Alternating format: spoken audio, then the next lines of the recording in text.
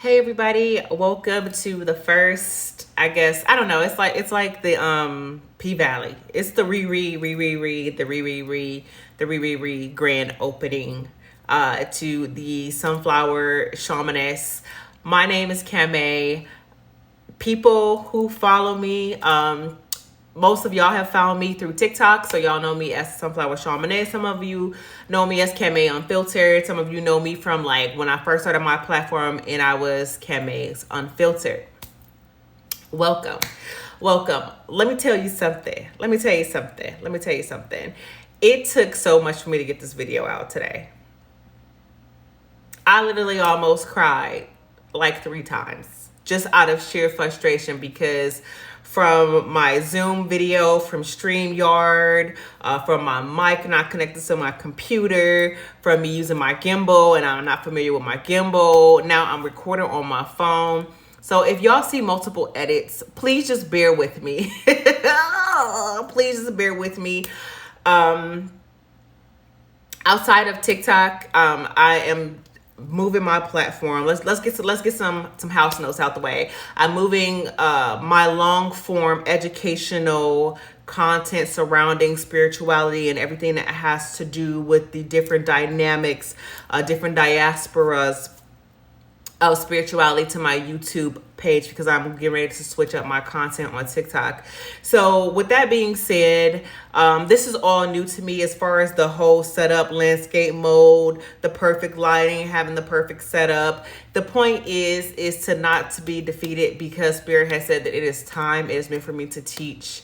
And so I'm fully stepping into that purpose. With that being said, things may not be perfect. There may be tons of edits. I know people can be pretty critical on social media, and to that I'm going to flat out say I don't give a fuck. Just be critical because I'm doing my best, and the point is that I can continue to create excuses as to why I'm not going to show up because there's always going to be something, or I can just say the hell with perfectionism because I'm a little bit of perfectionist, that I'm just going to go ahead and put everything out there. And I just appreciate you all being here with me, trusting me with your journey, and growing with me during this transition process and the spiritual journey process, because a lot of people come to my platform and they think they see this huge platform. I have not like a crazy huge platform on TikTok, but I have a platform. And they come to that platform and they look at me and they think like, oh my God, you know all the answers, you know the direction, you know the way, like you know all the things and stuff. And a lot of people hasn't fully overstood or grasped the concept that the spiritual journey, which is a wholesome journey in its totality, is a linear process, right? And what I mean by that, as it being a linear process, is that there is no destination point.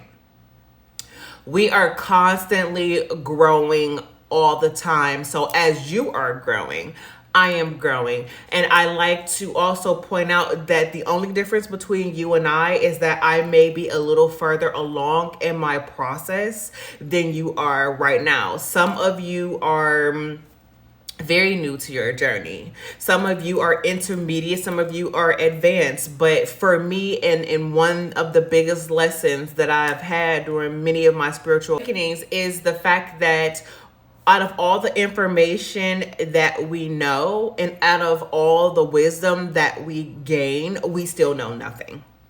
I still know nothing.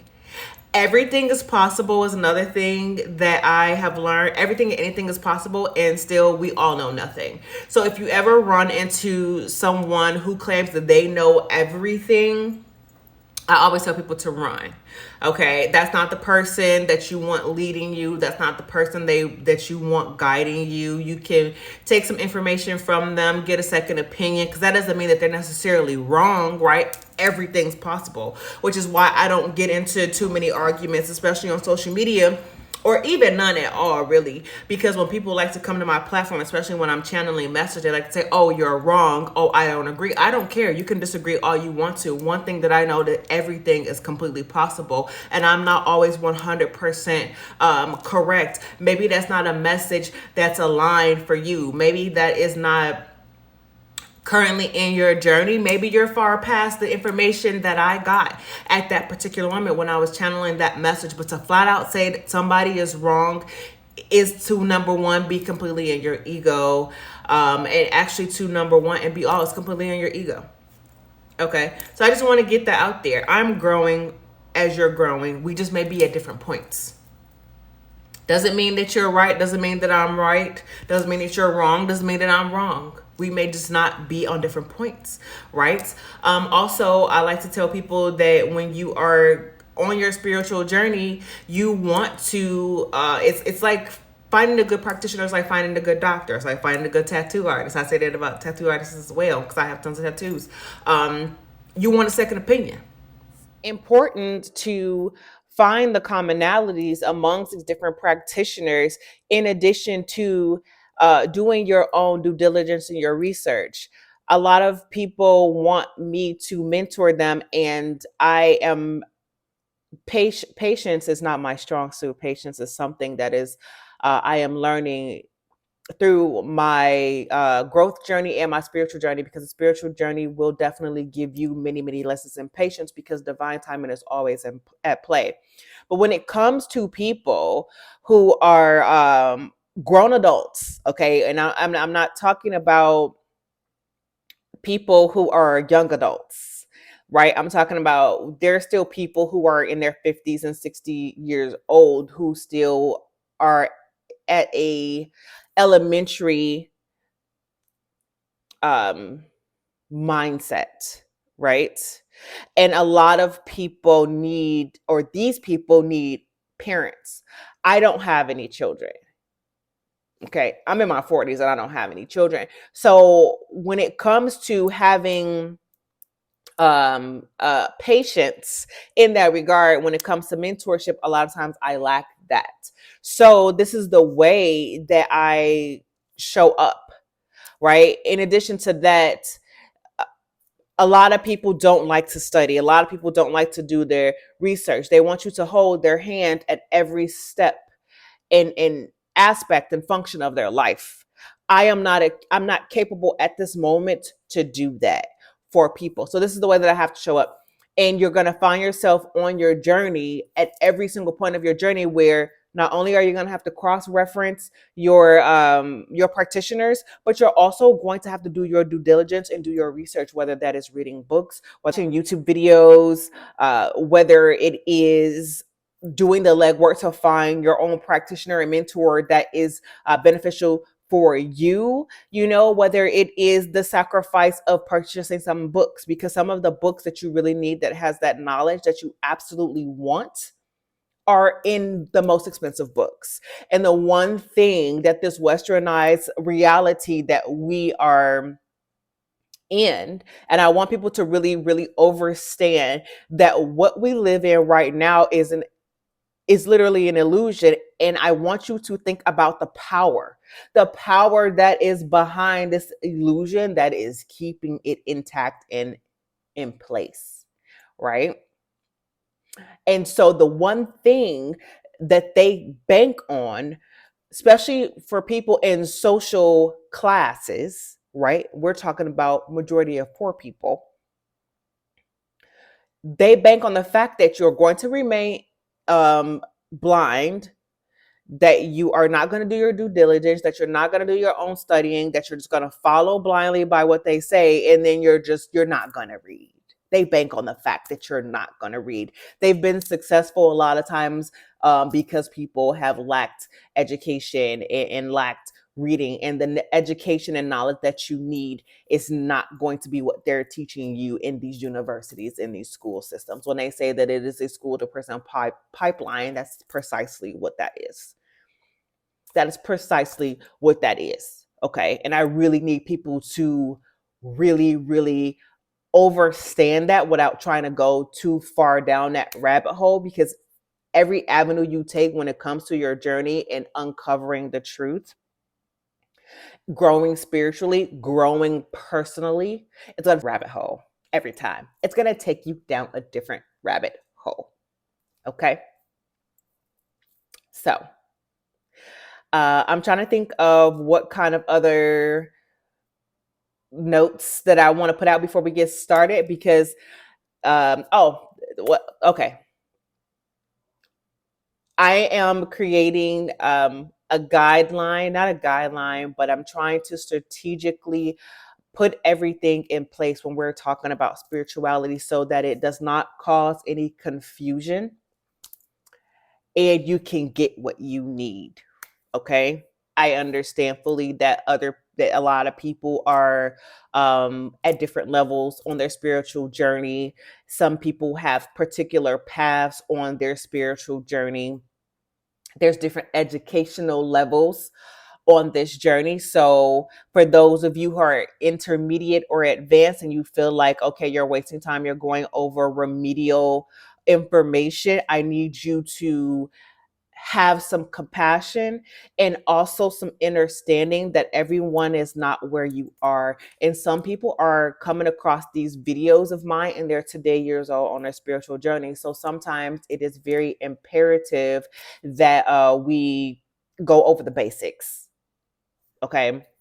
I'm going to do my due diligence to do chapters in the YouTube video. So for those who are far advanced, you want to get to the get down, you can just jump to that chapters. If you are new on your journey, I strongly suggest sometimes, because I do veer off, to be patient and listen, maybe take breaks, but don't skip. Because a lot of times we learn the hardest lessons in our spiritual journey. We don't understand the prevalence of patience. I, for one, can attest to a lot of very hard lessons I have learned, and spiritually, financially, physically, mentally. Because again, this is the whole person that we're focusing on. Because I skip steps because I lack the patience. And I know that's some things that people don't want to hear, but you need to hear it. So in this, let's get to the get down, right? So in this video, I decided that instead of jumping straight into my first video being about cemetery spirits, I was going to jump into the history of hoodoo and the fact that hoodoo is Black history. And a couple reasons why I'm doing this. The biggest reason is that a lot of people on my other social media platforms come to me and they want me to teach them about hoodoo. They want to learn about it. It's my biggest request. Another reason for me to do this is that people are on different spiritual paths, right? We only know, for the most part, the collective only know about voodoo, hoodoo, and Ifa, Santeria. Some of y'all know about Lucame, but a lot of people don't also know that there's an existence of the 21 divisions. There's the existence of Palo Mayombe, right? We can never forget our Afro-Caribbean Candomblé. There's so many different variations of the ATRs, or as the Queen Poe, I love her, uh, the African diaspora practices, right? Because not everything is a religion, and a lot of people in their journey also don't understand that there is a such thing as being an eclectic spiritualist. Some people years old learning about being an eclectic, and what being an eclectic spiritualist is, that means that you are not necessarily initiated into any particular practice. You take what resonates and you leave the rest. You hear that in tarot reads all the time.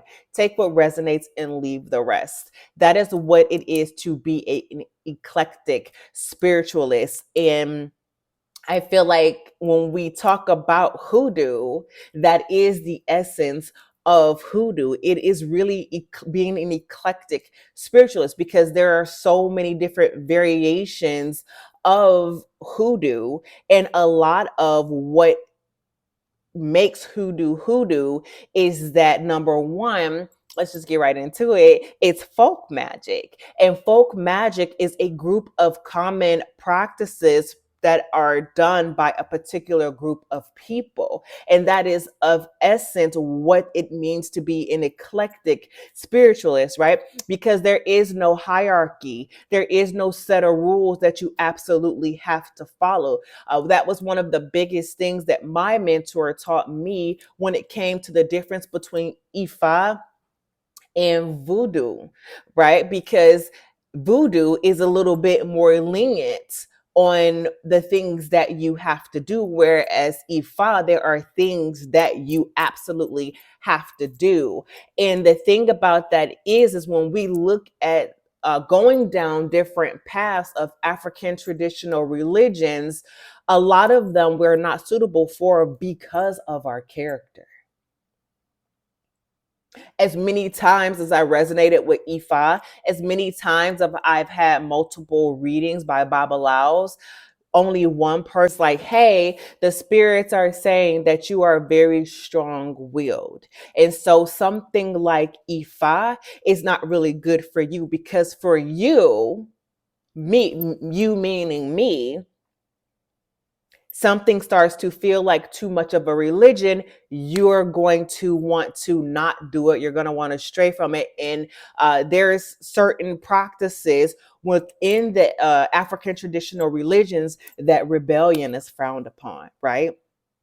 So we can do a lot of things here. And I like to explain to people that when we incarnate on the earth, when the devil creates itself, when we are the 5-point bright star, remember the star of David, the 5-point bright star that fell, what we like to call Lucifer, which is really the planet Venus. Okay, that's a whole different video. When we fall and we come into our consciousness and into the realm of the material, because that's how we happen, we fall into our beastly nature. We're character building when we incarnate, right? And there's a lot of things that are generally just a part of our character. You can work through a lot of things through growth. Some things are just within your character. This is why, and not to jump too far off topic, but when it comes to different magical workings, even within the hoodoo practice, okay, voodoo, 21 division, whatever case may be, you can try to put certain work on, say for instance, your significant other. Maybe they have a problem with cheating, right? And you're wondering why, like, okay, my partner won't stop cheating on me, and I'm putting this work on them for them to stop it, and that's not working. Why isn't it working? Well, number one, you don't know who is spiritually protected, and number two, it's just a part of their character, so it's something that they're literally not going to stop doing. That's very important. That's very important to know, whether you are hoodoo, different variations of voodoo, Ifa, right?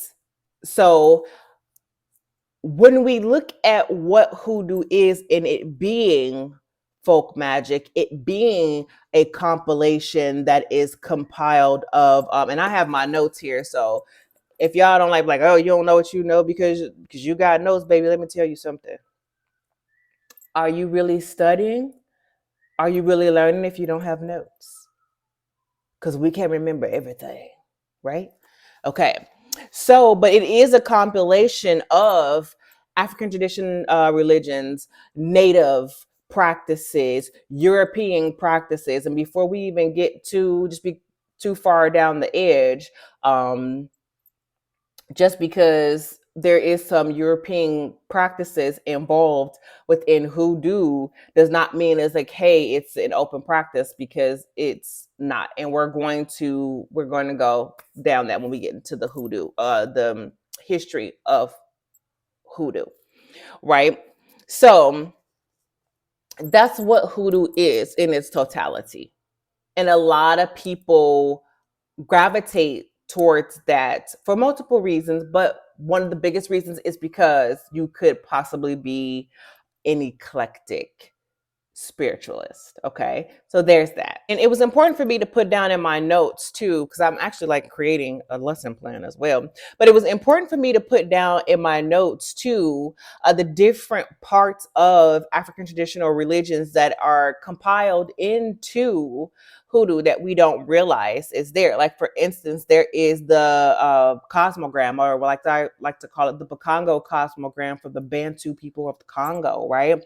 And then we have the importance of the crossroads and the involvement of Orisha devotee that comes from the Yoruba people of Nigeria. Then we have the pouring libation that comes from the Igbo people. Then we have the Loa that is from Voodoo, all right? And then we have the bottle tree that's also from the Congo. And then we have Christianity that comes from colonized European religion, right? And before people bring up the Ethiopian Bible and how Christianity started in Ethiopia, I hate to bring it to you. Christianity was brought to Ethiopia. And the person who put together the Ethiopian Bible, this is some research for y'all. The person who put together the Ethiopian Bible, I believe, was Roman. He was like Roman. He wasn't Sumerian. He was Roman or something like. He wasn't even Ethiopian. Okay. So a lot of what compiles hoodoo, a lot of the practices come from Central and West Africa. Okay. And for those who are interested in the cosmogram, or if you are just today years old hearing about the cosmogram, I wrote notes briefly to briefly describe what that is, because we have like a lot to kind of cover here. So the cosmogram is also known as the Congo cross, right? It is a sacred symbol originating from Central Africa.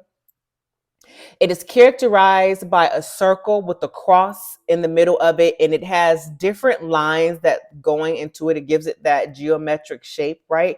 And it represents the interconnectedness of the physical and the spiritual realms. Okay. And not even the spiritual and the physical realms, but the interconnected of all things.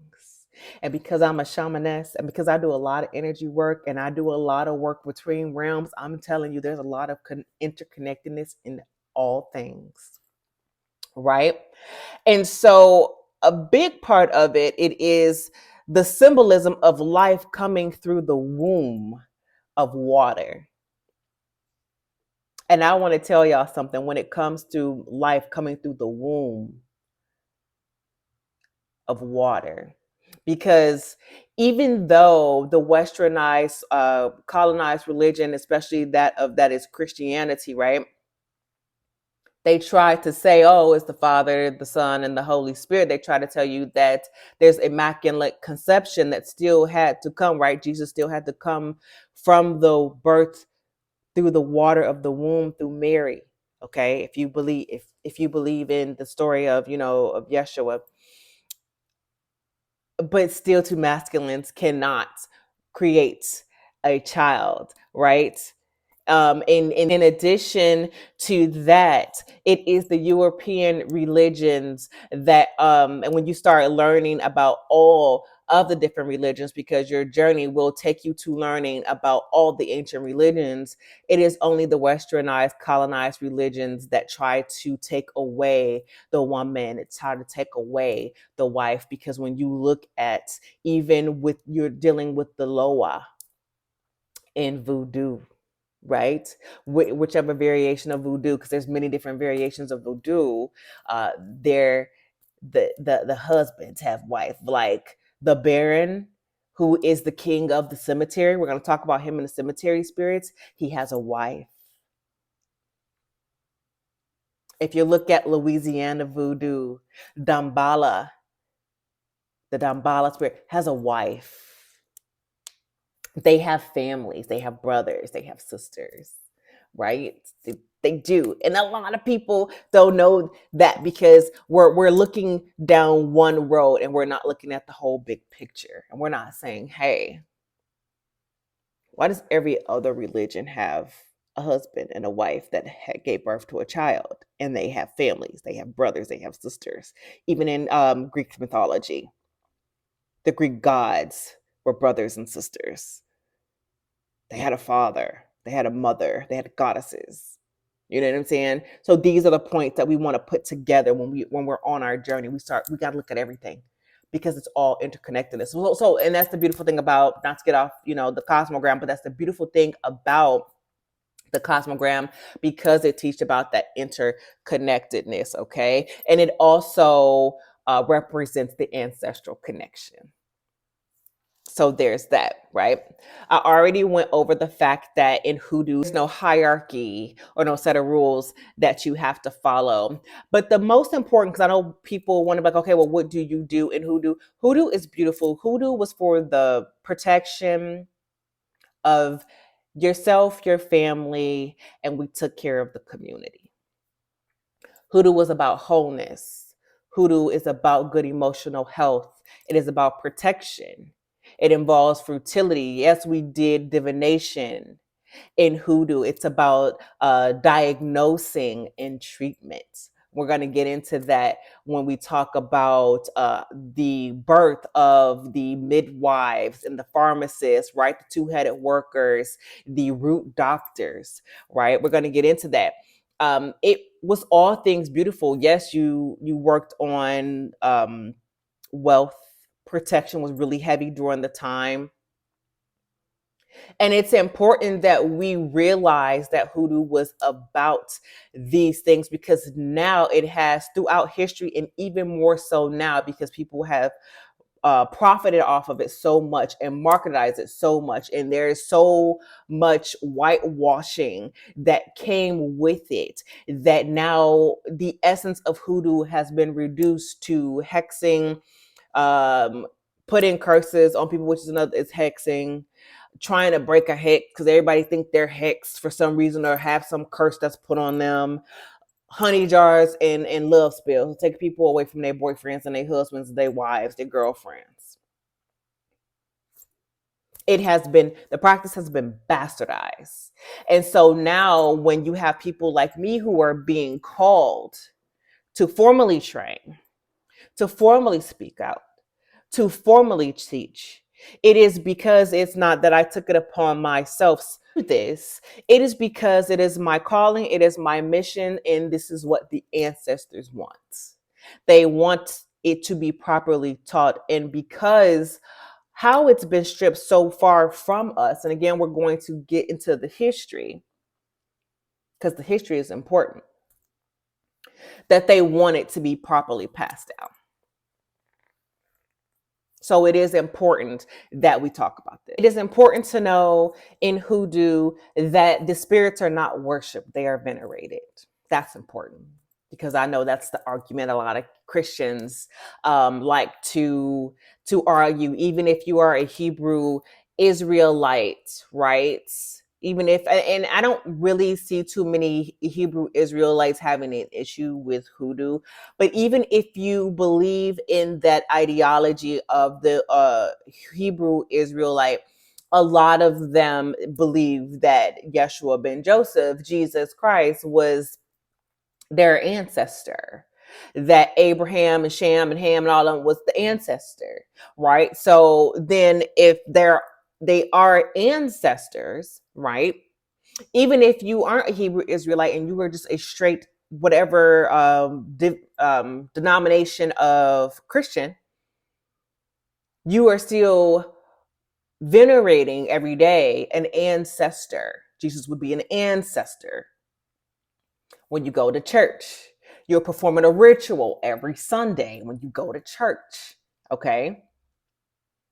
The little cracker and the wine, the symbolism of blood, the symbolism of the body, right? Okay. So also, Hoodoo has its own terminology. We'll get into some of that, but Hoodoo does have its own terminology. And here's the biggest thing: ancestors are pivotal.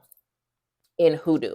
Ancestors are pivotal in all of the ATRs. We do not skip the ancestors. The ancestors are pivotal in our everyday spiritual affairs because they are your first, your truest guardians. They are going to show, I don't care what deities that you are working, ancestors are going to be the first ones to show up. I can say that from experience. I have 3 or 4 in particular that show up without fail every time. And I know for a fact if one in particular show up first, I'm in big danger.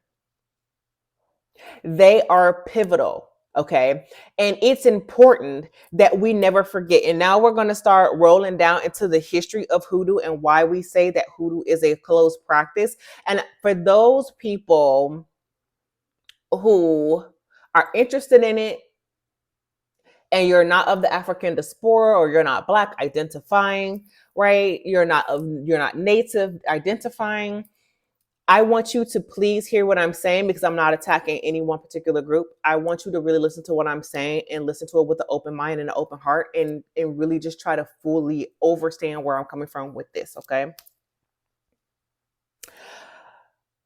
But the ancestral connection, the bloodline connection to those who originally started this practice is important. That's how a lot of you are naturally tapped into hoodoo. It's because of the bloodline. It is because of that ancestral connection. It's important. Okay.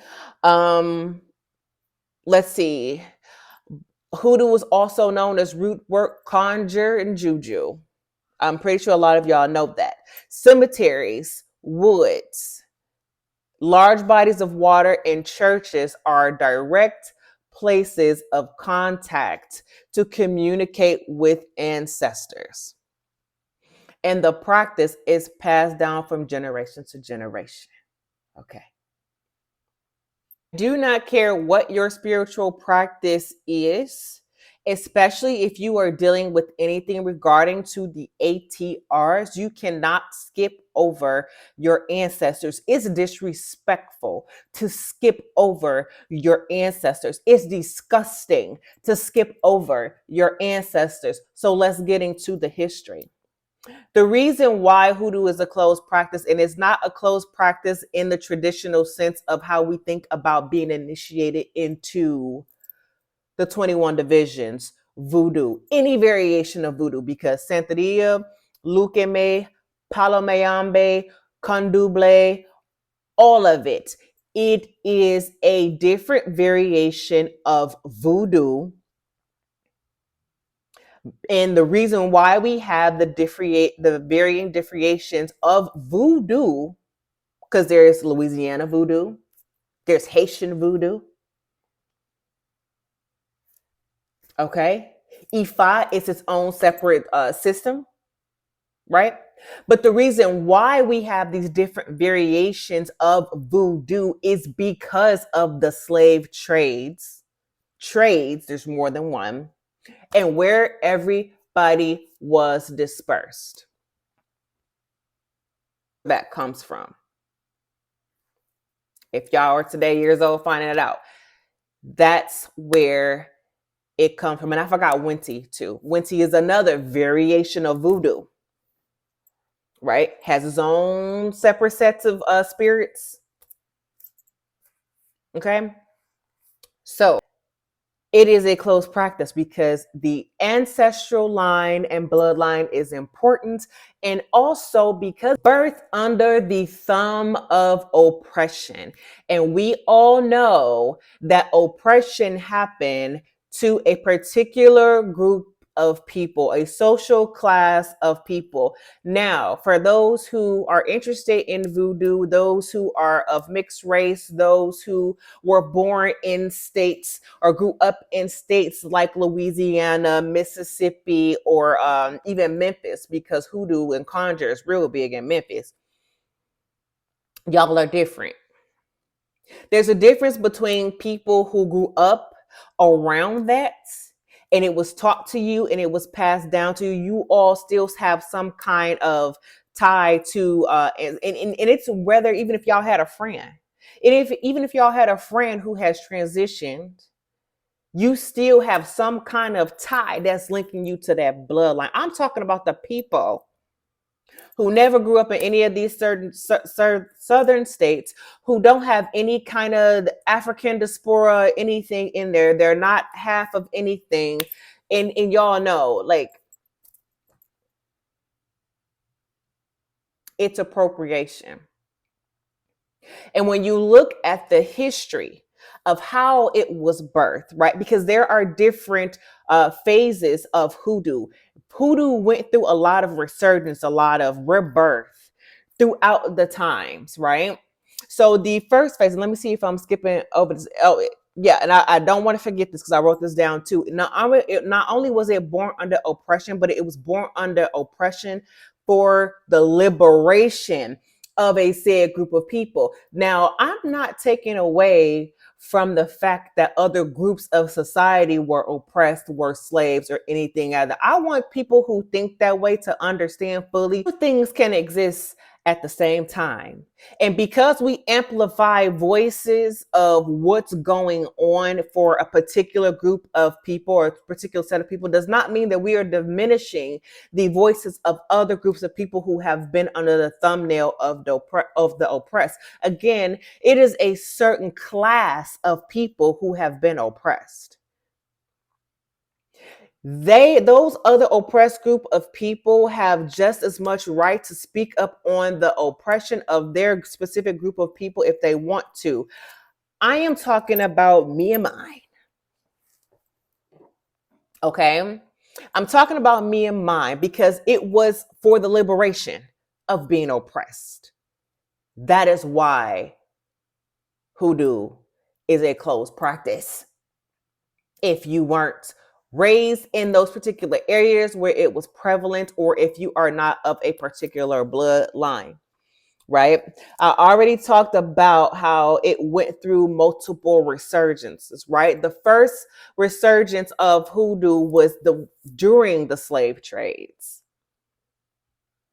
This is where we have the native people, right? Because we need to really understand, that the numbers were really muddled and skewed when they brought Africans from West and Central Africa over to America. Because if you were too dark skinned of a Native American person, or what we call as America, you were classified as Negro.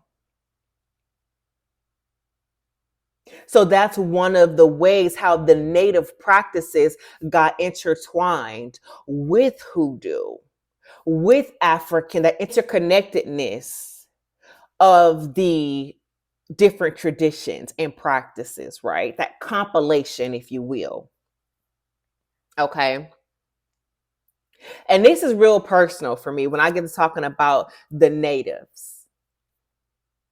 It's real personal for me because the natives were also held, the freed natives, still under the thumb of oppression, but they weren't roped into slavery. They were assisting runaway slaves.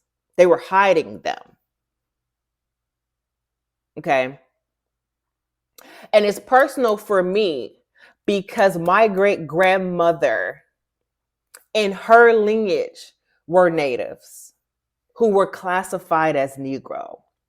I have spirits who come to me that I will never be able to understand them from my bloodline, lineages of shamans, which is why shamanism as a shamaness comes naturally to me, in addition to root work and conjure.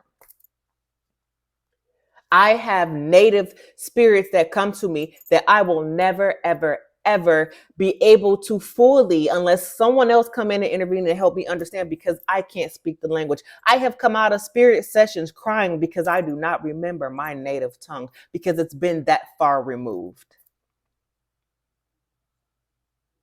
My people were separated for survival. On the other side of the family, on my dad's side of the family, they're from Louisiana, Baton Rouge to be exact, 3rd Ward. And they classified as passé blanc, which means they pass for white. And when I go down the certain history of my grandmother on that side, I can't find anybody past my great grandmother who was very fierce past for white. And in the spirit session, I asked, I said, well, why can't I find anybody past? It's because they passed for white. And because of survival, they had to change their names and disassociate themselves from their own family for survival. So when we talk about, oh, it's in the past and in the past, first and foremost, past, present, and future are all happening at the same time. There is the past, the recent past, and let's not even go down that rabbit hole. Again, the rabbit holes. There are people that I am related to in my bloodline today that I will never know because of that. Not just me, this is big as me, there's big billions of people on this planet. I am not the only family that's happening to. Now, who's to say that if I did know them, say, well, we get along, we'll be in each other's lives? I don't know, but I don't get to choose, do I? Because it was decided for me generations ago. I have my great grandfather who was marked as being from Virginia. He came from Haiti. And I found those records in real time. So it's really offensive for people who have no connection to any of this to try to tell us of this diaspora, us who grew up, and it's us who naturally have things that are coming out of the bloodline that, hey, like, oh no, this is open to everybody because I decided that I like your culture and I want to participate in it. And it's like, no, that's not how any of this works. There are some of our ancestral spirits who are working with people who are not a part of the diaspora or the bloodline being held. They're working with them because they're being held against their will. That's spirits. Those practitioners are really, really strong. We have some of those people who are a part of the bloodline that's willfully giving up information because, again, all skin folk and kinfolk, and as above, so below still applies in the astral realms, in the spirit realm, as it does here in the realm of the material. For those are today years old who are finding out about that. Okay. So practices got intermingled because of that. Now, hold on, because I'm looking at my notes. Wish I could bring it in the frame, but let's not get crazy. It took me a lot to get here. Okay. I'm reading my notes real quick. Also, we want to understand too that when it comes to slavery in these different phases of regeneration for hoodoo, the preacher, when we think about the colonization that was incorporated and talking about Christianity, because of course we got to talk about Christianity, you know. You have to understand that there were very few roles of leadership that were appointed to slaves, and the preacher was one. The preacher was preaching the misliteration of a biblical text, which is Eastern mysticism, that is only meant to be understood, to teach other natives and Africans to be a good slave.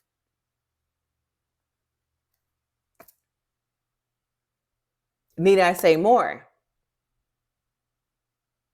Right? So then we go into all of this happening up until the point of emancipation, and that was that was like the era of the Civil War and the First World War, right? Okay, so now we have another rebirth of hoodoo, and this time it's the European. Let me get the name right. The European Ashkenazi Jews who marketed hoodoo, right? So again, we see this prevalent today. It's cool when everybody else do it, but it's a problem when we do it because it was considered demonic then. It's still considered demonic now to certain people. But other people can practice it and it's cool. But for us and our ancestors and our people, it was demonic. We had to hide. Do y'all understand why the Congo Square in Louisiana is actually as prevalent today? It's because they were meeting at the Congo Square. The police came and raided anytime they thought that something was going on that what shouldn't have been going on. We weren't allowed to keep our hair uncovered. We had to cover it up. And then when we cover it up, we were still gathering attentions of people. So of the colonized people. So then we couldn't wrap our hair anymore. This was happening during all these different times, these different births and rebirths, right? Of hoodoo. This is how we birthed the herbalists who the herbalists were cloaked under physicians, the two-headed doctors, and they were root workers. The midwife had such a social stance, right? And she went far beyond just birthing babies. She had affliction. She had remedies for all kinds of afflictions, right? She was doing fertility work. She was doing love work. If you had an ailment, she had an herbal remedy. And then that information was passed down through generations. A lot of these midwives, some of them were the mammies. If you're into Santeria, it's called La Madama or the Big Mamas, right? Okay, and so then we had, our ancestors was being forced over into wars. So a lot of the root work was being done to protect because they were going through different oppression. Even though they were free, they weren't, we really weren't free. We're still not even into civil rights movement. Because that's a whole different debacle, okay? I'll talk about that because I really want to get into psychedelics and the hippie movement that never happened for at least the Black community, because systemic racism and oppression. So it's really offensive when people come into this who have no attachment to any of this history and they try to say it's for everybody. Please tell me, how can you identify with any of this? And what I really further like to really get people to understand and to think about, my grandparents, my grandmother just passed away last year. She just made her year. My grandparents grew up doing Jim Crow, during the civil rights movement. My parents were babies during the civil rights movement. They still had to grow up through segregation. Also, I don't want people to ever skip the fact that they think that I am not going to call out our own people for commercializing and doing what they're doing with it, because y'all doing what y'all doing with it too, and it ain't right. And some of them are not willing to learn properly, and that's a problem. Okay. So during all of the different transitions, the different resurgences of hoodoo across the eras and how it grew to be what it was, because we were hiding behind we were pharmacists and everything else. We were finding ways to do our root work behind the confines. And honestly, a lot of it now that we're so open about it, and the ancestors have told me many of times how we're too loud, and there's still a need to hide what we do. Honestly, because the Christians are the real witch hunters. Okay, because during that time, and also through the popularity of Christianity, there became this divide and this separateness, because our ancestors were incorporating what we were doing into the Christian church. Again, this is why the church is one of the primal places for ancestral communication. Again, the conjure men were also preachers, because it was the only role of leadership they had. And for people also who don't know, and I'm getting ready to get into the fact that we had during this time a bunch of folklore. A lot of people don't realize that we have our own folklore that was birthed. A lot of people are under the impression, especially our people, that we didn't do anything. No, we did lots. Our ancestors did lots. There were tons of slave revolts. We only heard about a few of them. Whether they were here, whether they happened in the Americas, there's a reason why like we weren't even allowed to play drums. And now church drums are so prevalent. It's very prevalent. Okay. Different time for a different day. There were poisonings happening all over the time. Okay. You have to think our ancestors were the cooks. We had to be well versed in herbalism. This was our land. If you look up the Black Laws Dictionary, it would tell you that they immigrated over here from Britain. The law that we have today in 2024 is the British law. It's not even the American law. Okay?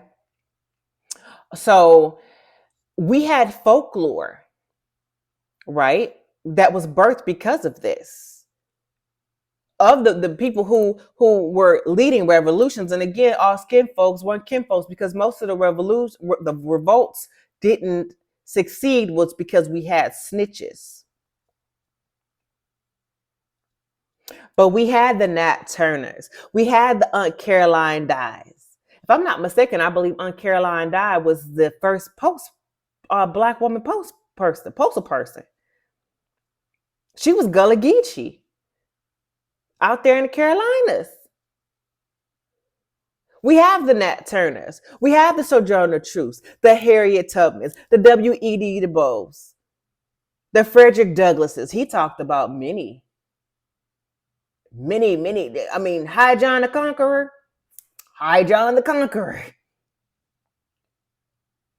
And so it's important for us to learn these stories. It's important for us to learn the history. I forgot about Gabriel Poser. I'm pretty sure I'm probably mispronouncing that last name. Or Stagecoach Mary. Remember the movie a couple years ago, The Harder They Fall? Regina King's character was based off of Stagecoach Mary. We weren't just laying down and taking it. Our people were revolting.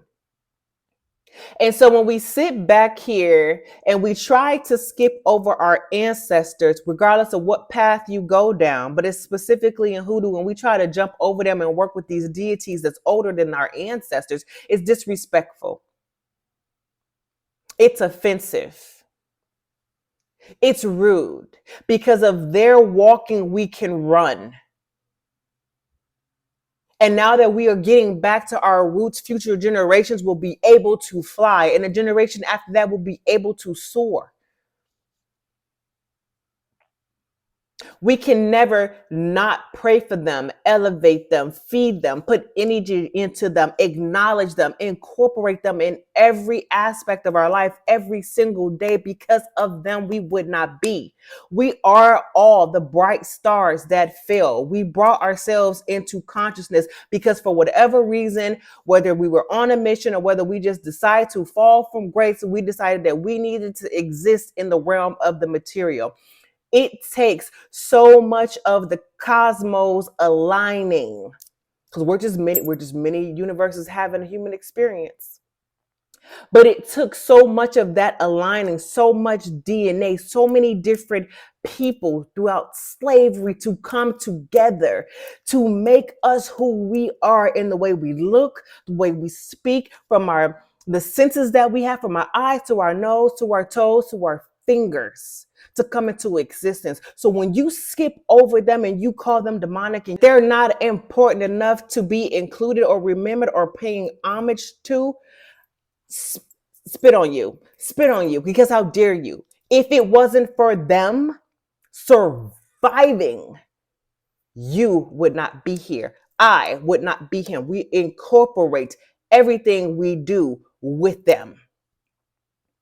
The bloodline is important, whether you are Hoodoo, eclectic, Ifa, Palomeyambe, Conduble, Haitian Voodoo, Louisiana Voodoo, Santeria, Lukeme, 21 divisions, whatever. Whatever. We honor them, respect them, we remember their story. So that's the homework I'm going to give you, and I'm going to start posting polls on the channel for that. Because talking about their stories, even in folklore, matters. Passing it down, not the watered down Black history they like to give us in that prison to pipeline school system. It's important. Harriet Tubman's come to me. I've had abolitionists come to me, their energy come to me, especially when I really started to break free and grow and just elevate linearly on my spiritual journey. I started seeing the energy of Harriet Tubman. Benevolent native spirits that told me we only work with the pure of heart. Everybody can't work with us. I had to go through transformation after transformation, tower moment after tower moment after tower moment, if you are into tarot. Okay, so now, when it comes to those of you who are interested in the ATRs, interested in hoodoo, interested in any of it, and you have a problem with deconstructing, I need to tell you this, and I want y'all to understand me and listen to me very, very, very, very good. It is going to be a part of your journey to heal from all the atrocities that has happened to you in the name of the colonized religion. It is going to be up to you to forgive. Now, hear me when I say that forgiveness does not mean to forget. Forgiveness does not mean to invite those who have done harm to you in your life back into your life. Forgiveness is for you. Forgiveness is freedom. And you're going to need that, because when it comes to dealing with these spirits, when it comes to learning about all of the religions, you're going to see the similarities and the interconnectedness of all of them. People like to talk about Marie Laveau down to their toes, and they forget to mention the fact that she was a very devout Catholic. We had to hide our practices within different religions. You can be of different religious faiths and still practice hoodoo. That's the beauty of hoodoo. You can use your religious practice to amplify hoodoo practices. People don't know that Baron, the king of the cemetery, who the only other Loa that holds the keys to the cemetery as Papa Legba, he's synchronized with Jesus Christ. Both of their symbols is the cross. There's particular Loa that's synchronized with Saint Lazarus. When I get into the video about the cemetery spirits, the Baron has a wife. The king of the cemetery has a wife. His wife is called La Barona, Madame Brigitte. She's synchronized with the Orisha Oya from the Ifa tradition. When you get to a point where you're learning about who's in your spiritual court, because there's such thing as first line ancestors and second line ancestors, and the first line ancestors are the ones that's involved in your everyday life. The second line ancestors are there, but they're not involved in your day-to-day life. But if you need them, they will show up, right? So we all come down with a quartz. We're the star. We come down a cluster. The cluster consists of our ancestors, first and second line, our protecting spirits, our guardian angels. Some of them are Loa. Some of us have Loa that come with us. And that's not the case for everything, because depending on your lineage and your bloodline and what they practice, that loa may come down the line with you from those who came before you. So another reason to honor your ancestors and pay homage to them all the time. Some of you all have grandmother spirits within your spiritual court. Who are the grandmother spirits? These are the big mamas. These are the mammies. They don't like to be called mammy. These are the la madama spirits. And why is this important? It's important because they were the midwives. They were the ones who kept the house. A lot of times their names weren't recorded, so we don't even know their names.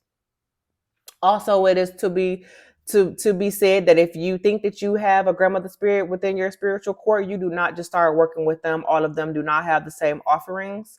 They don't all look the same. Don't do that. You can only work with them if they are in your spiritual court. Okay. Let's be abundantly clear on that.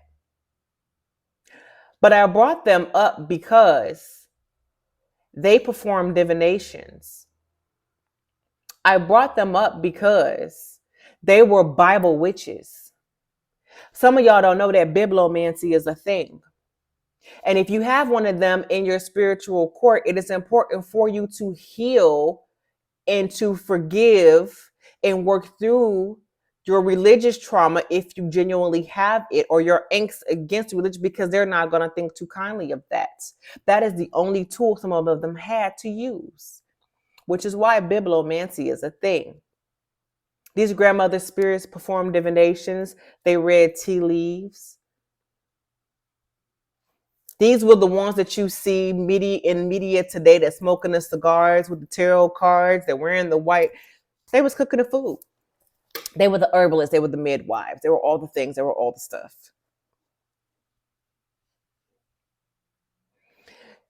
If you cannot let go of your angst that towards gospel music, everything that has to do with the Anglo-Saxons, the westernized, the colonized religion, however you want to word that, you're going to find yourself struggling on the spiritual journey, whichever path you choose, because it's all interconnected. They have so many synchronizations. And if you still, which you should, to an extent, want to camouflage, because a lot of y'all live in other people's houses, and you really need to camouflage, and you really need to learn who's synchronized with what, like our people used to do, our ancestors used to do back in the day, so you can work your magic.